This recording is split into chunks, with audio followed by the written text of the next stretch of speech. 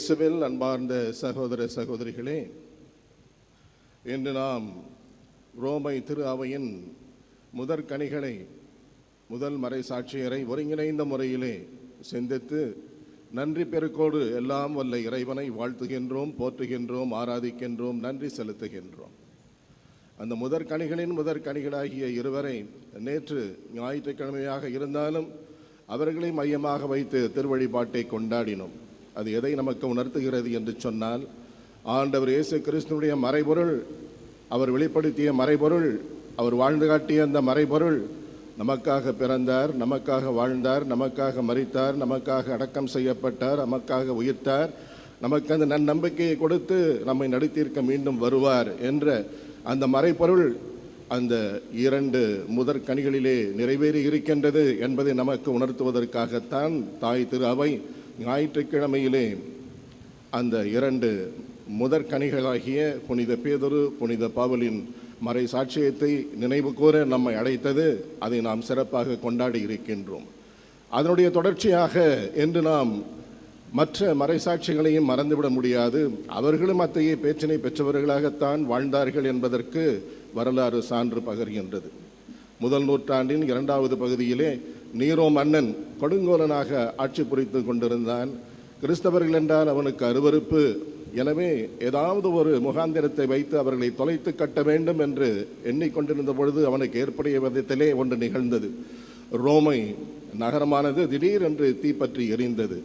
இதை ஒரு வாய்ப்பாக பயன்படுத்தி கொண்டு, இதற்கு காரணம் இந்த இயேசுவை பின்பற்றுகின்ற அன்பியத்தினர்தான், இவர்களை நாம் தொலைத்து கட்டுவோம் என்று கொடுங்கோலனாக நினைத்து பார்க்க முடியாத விதத்திலே சித்திரவதை புரித்து அந்த கிறிஸ்தவர்களை எல்லாம் கொன்று போட்டான். அவ்வாறு கொன்று போட்ட பொழுது அந்த கிறிஸ்தவர்களெல்லாம் பயந்து நடுங்கி ஓடி போய்விடவில்லை. மாறாக அந்த கிறிஸ்துவிலே, இந்த மண்ணிலே நாம் அவருக்காக மரிக்கின்ற பொழுது அவருடைய உயிர்ப்பிலே நமக்கு நித்தியத்திலும் பங்கு உண்டு.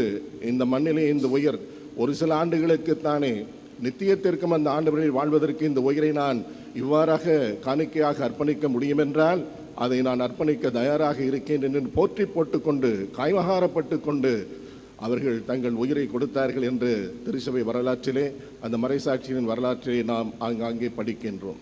இயேசுவில் அன்பார்ந்தவர்களே, நமது வாழ்க்கை மறைசாட்சிய வாழ்க்கை என்பதை மறக்கக்கூடாது. நிபந்தனையின்றி இயேசுவை பின்பற்றி வாழ வேண்டும் என்ற அந்த மைய கருத்தை இன்று நாம் சிந்திக்கின்றோம்.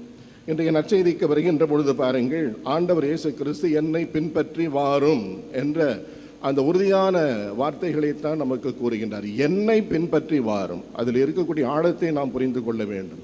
என்னை பின்பற்றி வாரும் என்று சொன்னால், நீ உன் உள்ளத்திலே வைக்கின்ற விழுமியங்களை பின்பற்றி வாழக்கூடாது. தலை சிறந்த விழுமியமாகிய என்னை நீ பின்பற்றி வாரும் என்று நமக்கு அந்த அழைத்தலை தருகின்றார். இன்றைய நற்செய்தியிலே பாருங்கள், முதலாவதாக ஒரு மறைநூல் வல்லுநர் வந்து இயேசுவை பார்த்து சொல்லுகின்றார், போதகரே, நீர் எங்கே சென்றாலும் நான் உம்மை பின்பற்றுவேன். உணர்ச்சிகரமான வார்த்தைகள். அந்த வார்த்தைகளை மீண்டும் யோசித்து பாருங்கள். போதகரே, நீர் எங்கே சென்றாலும் நான் உம்மை பின்பற்றுவேன்.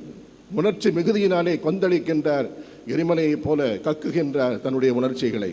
அப்பொழுது ஆண்டவர் இயேசு அவருக்கு ஒரு விழிப்புணர்வை தருகின்றார், அழகான அந்த உதாரணத்தை கொடுத்து. அந்த உதாரணம் என்ன? மிக அழகாக இயேசுவை கூறுகின்றார். இயேசு அவரிடம், நரிகளுக்கு பதுங்கு குழிகளும் வானத்து பறவைகளுக்கு கூடுகளும் உண்டு, மானிட மகனுக்கோ தலை சாய்க்க கூட இடமில்லை.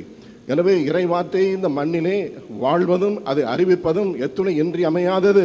அதாவது அந்த நற்செய்தி அறிவிக்கின்ற பொழுது வேறு எதற்கும் அங்கே இடமில்லை, அந்த நற்செய்திக்கு மட்டும்தான் இடம் உண்டு. எனவே நானும் என்னுடைய வசதிகளை பாராமல், எனக்கு நான் இறைமகனாக இருந்தாலும், இந்த மண்ணிலே உங்கள் ஊனக்கண்களால் காணக்கூடிய குறையற்ற மனிதராக இருந்தாலும், நான் என் தந்தையின் அந்த மீட்பு செயலை, திட்டத்தை நிறைவேற்றுவதற்காக அந்த மண்ணிலே செயலாற்றுகின்ற பொழுது எனக்கென்று ஒன்றுமே இல்லை. என் தந்தையின் திட்டத்தை நிறைவேற்றுவதிலே தான் நான் ஆர்வம் உள்ளவனாக இருக்கின்றேன். அதிலே எனக்கு முழு ஆர்வம் இருக்கின்றது. அத்தகைய ஆர்வத்தோடு, முழு இதயத்தோடு, முழு உள்ளத்தோடு, முழு ஆற்றலோடு, முழு வல்லமையோடு நீ என்னை அன்பு செய்வாயே என்றால் என்னை பின்பற்றி வா.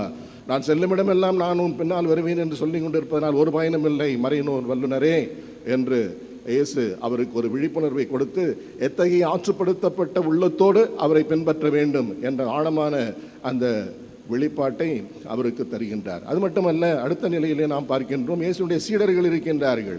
அந்த சீடர்களிலே ஒருவர் என்ன சொல்லுகின்றார், ஆண்டவரே, நான் உம்முடைய சீடராக இருக்கின்றேன். அதன் பிறகு, ஐயா, முதலில் நான் போய் என் தந்தையை அடக்கம் செய்துவிட்டு வர அனுமதியும். பாருங்கள், முதலில் நான் போய் என் தந்தையை அடக்கம் செய்துவிட்டு வர அனுமதியும் என்று கேட்கின்றார். ஆண்டவர் என்ன சொல்லுகின்றார்? என்னை பின்பற்றி வாரும் என்று சொல்லுகின்ற பொழுது, முதலில் நான் போய் என் தந்தையை அடக்கம் செய்துவிட்டு வர அனுமதியும் என்று கேட்கின்றார். அப்பொழுது ஆண்டவர் இயேசு கிறிஸ்து வலியுறுத்தி அவருக்கு மீண்டும் கூறுகின்றார். கோபப்படவில்லை, அவரை ஆற்றுப்படுத்துகின்றார், திருத்துகின்றார். எத்தகைய உள்ளத்தோடு அந்த இறையாட்சி பணியிலே அவரை பின்பற்ற வேண்டும், அந்த சீடத்துவத்தை நிறைவேற்றி காட்ட வேண்டும், வாழ வேண்டும் என்பதை புரிய வைக்கின்றார். இயேசு அவரை பார்த்து, நீ என்னை பின்பற்றி வாரும், இறந்தோரை பற்றி கவலைப்பட வேண்டாம், அவர்கள் அடக்கம் செய்யப்படுவார்கள். இயற்கையிலே என்னென்ன நடக்க வேண்டுமோ அவைகளெல்லாம் இயற்கையாக நடந்து கொண்டே இருக்கும். அனைத்திற்கும் ஆதிகாரனாக இருக்கின்ற என்னை நீ பின்பற்றி வா, அப்பொழுது நீ உயிர்த்தவனாக இருப்பாய். இறந்தவர்களை பற்றி, இறந்து போகின்றவற்றை பற்றி, மடிந்து போக இருக்கின்ற இந்த படைப்புகளை பற்றி நீ கவலைப்படவே மாட்டாய். கவலைகளிலெல்லாம் தலை சிறந்த கவலை என்னை நீ பின்பற்றி வாழ்வதிலே அடங்கி இருக்கின்றது என்ற இந்த மாபெரும் வாழ்வியலை, கிறிஸ்து வழி வாழ்வை நிபந்தனையற்ற முறையிலே எவ்வாறு அவரை பின்பற்றி வாழ வேண்டும் என்பதை நமக்கு கற்றுத்தருகிறார். இயேசுவில் அன்பார்ந்தவர்களே, நாம் அவ்வாறு வாழ வேண்டும். முன்வருவோம். ஆண்டவர் நமக்கு அந்த அருளை தருவாராக. நாமும் நடமாடுகின்ற மறை சாட்சியர்களாக விளங்குவோம். அன்னை மரியா நம்மை அரவணைத்து வழிநடத்துவாராக. ஆமென்.